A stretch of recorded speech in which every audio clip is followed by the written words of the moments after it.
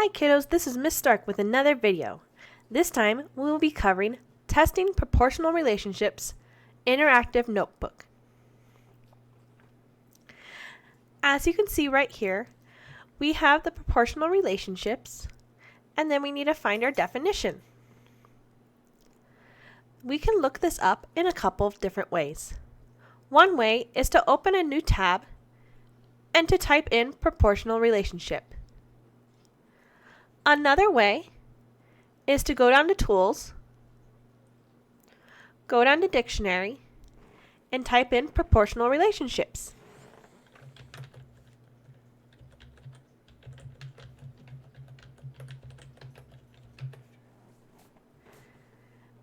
I misspelled something, so I'm going to right-click it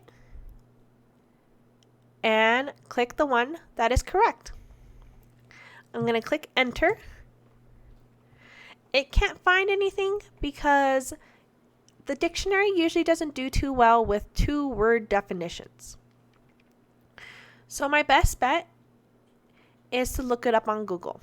Or I can use the definition I already have. The definition I have is proportional relationship is when two or more ratios are equal. You're welcome to use this definition, or if you find a better one, you're welcome to use that one as well.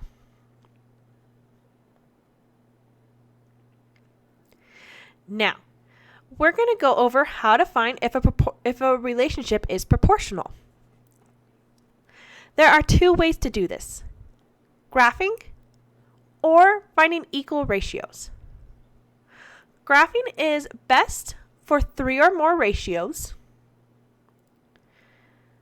Equal ratios is easiest with whole numbers. Now we're going to start with the graphing one. There are 3 steps. The first one is graph the values on a coordinate grid. So if you look here at my example, I have an x value of 2, y value of 4. So I go over 2 and up 4.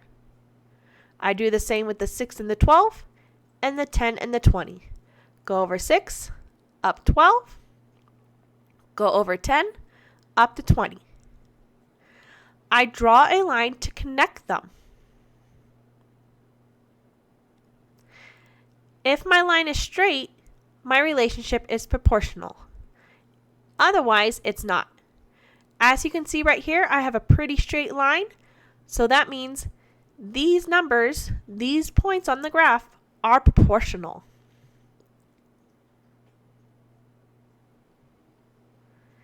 Now, with equal ratios, we set up equivalent ratios, similar to what we did last year as 6th graders. So right here we have 2 ratios. We have 2 over 1, which we can set up as a fraction, 2 over 1, and then 4 over 2, set up as a fraction as well. We cross multiply, so it kind of looks like a butterfly. We find out that 2 times 2 is 4, and 1 times 4 is 4. Since these are the same values, it is equal. If they were not the same values, they would not be proportional. Now, for these 2 problems here, you have the option of either graphing or using the equal ratios. If you are using the equal ratios, you would set up the ratio like this.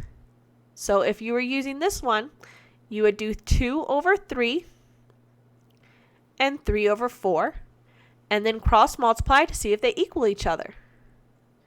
If they do, I would try it again with 2 and 3, or 3 and 4 with 6 and 10.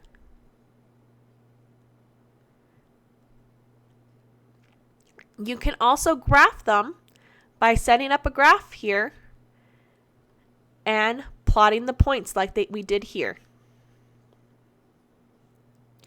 Now with this one, with the fractions, we would do the same thing we would do 1/2 over 1/4 and have it equal to 1 mile over 1/2. And then you would cross multiply to see if they equal each other. If they do, you do the same thing here. Otherwise, you graph it. Remember, you're always welcome to use a calculator. If you have any problems, let me know.